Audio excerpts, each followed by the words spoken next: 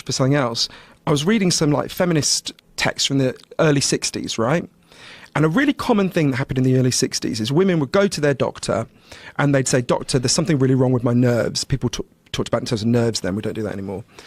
Something really wrong with my nerves because I've got everything a woman could possibly want.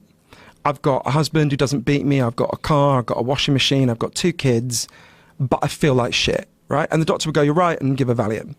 Now, if we could travel back in time and speak to those women, what we'd say is, right, you've got everything you could possibly want by the standards of the culture, but the standards of the culture are just wrong, right? As a woman, as a human being, you need more than just a washing machine and a car, right? You need a fulfilling life, you need to have meaning and purpose. And a very similar thing I think is happening today.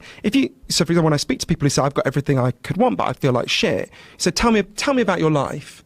Very often they're working really hard in prestigious jobs that they don't like, they don't enjoy hour by hour, to buy things that don't give them pleasure. It comes back to this hijacking by junk values that we're talking about that Professor Tim Kasser discovered.